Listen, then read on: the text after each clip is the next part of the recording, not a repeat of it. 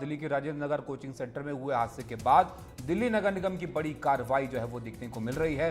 दिल्ली नगर निगम के कमिश्नर अश्विनी कुमार ने स्थानीय जेई को टर्मिनेट किया है और एई को निलंबित यहां पर किया है और इसके बाद हादसे के बाद निगम की पहली बड़ी कार्रवाई जहां पर हुई है अधिकारियों पर।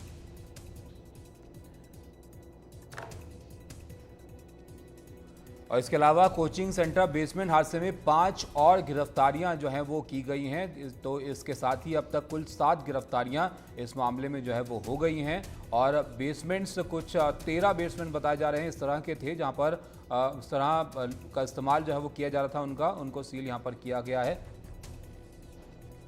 और बीजेपी भी दूसरी तरफ सड़कों पर प्रदर्शन जो है वो कर रही है, सवाल पूछते हुए आम आदमी पार्टी से कि यहां पर दिल्ली जल बोर्ड क्या कर रहा था और एमसीडी में किसकी जवाबदेही यहां पर बनती है। आम आदमी पार्टी इसका जवाब दे, क्यों समय रहते यहां पर जिनकी जिम्मेदारियां थीं उन्होंने अपने काम को ठीक से यहां पर नहीं किया। मुकेश हमारे सहयोगी हमारे साथ है। मुकेश, 5 गिरफ्तारियां हुई हैं और कौन कौन हैं इसमें गिरफ्तारी में जिनको अब गिरफ्तार किया गया है और कुछ बेसमेंट्स 13 बताए जा रहे हैं ऐसे बेसमेंट जिनकी एक्टिविटीज को बंद किया गया है। किस तरह की ओवरऑल कार्रवाई अब तक देखने को मिल रही है? देखिए, अपने दर्शकों को ताज़ा तस्वीरें दिखा दूं। सबसे पहले यहाँ पर जहाँ पर हादसा हुआ है उसके सामने जो कोचिंग सेंटर हैं, अब वहाँ पर बुलडोजर पहुँच गया है और उत्तर प्रदेश की तर्ज पर यहाँ पर जो इलीगल कंस्ट्रक्शन है उसको हटाने के लिए यहाँ पर बुलडोजर की कार्रवाई की जा रही है।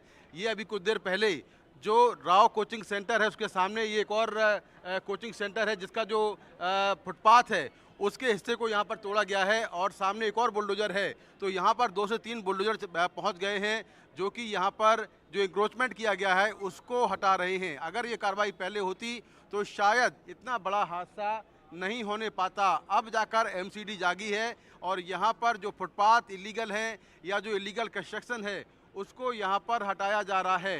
एमसीडी के 2 से 3 बुलडोजर यहाँ पर पहुँचे हुए हैं और पुलिस ने जो पूरा इलाका है वो घेर रखा है और तमाम जो अवैध कंस्ट्रक्शन यहाँ पर किया गया है उसको हटाने की कार्रवाई लगातार यहाँ पर चल रही है। मुकेश, ये भी बड़ा इंटरेस्टिंग है कि लीगल कंस्ट्रक्शन क्या अब नजर आ रहा है, ये इलीगल कंस्ट्रक्शन होने किसने दिया, उन पर भी कब कार्रवाई की जाएगी?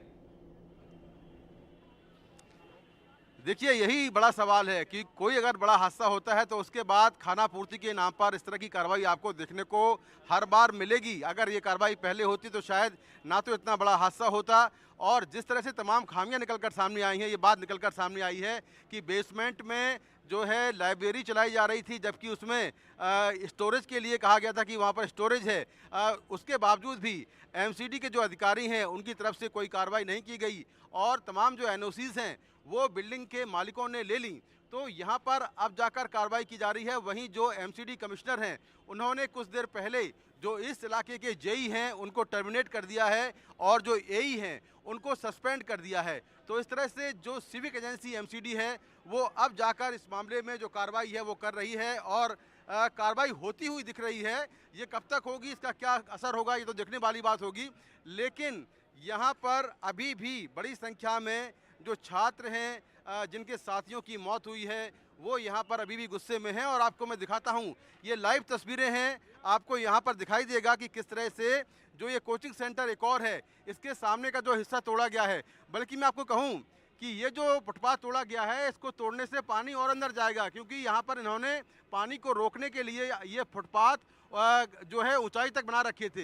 अब इनको तोड़ दिया गया है तो पानी और अंदर जाएगा, क्योंकि हर एक कोचिंग सेंटर के अंदर एक बेसमेंट है और बेसमेंट में जो पानी दाखिल होता है वो काफी पहले से होता है। क्योंकि अब ऊपर की कार्रवाई फुटपाथ वगैरह तोड़ दे रहे हैं यहाँ पर, लेकिन उस सीवेज को लेकर कोई कार्रवाई हो रही है? इसको लेकर इतनी शिकायत की गई कई बार और फिर भी सफाई नहीं हुई और उसके बाद बताया जा रहा है कि पानी वहां पर भर गया।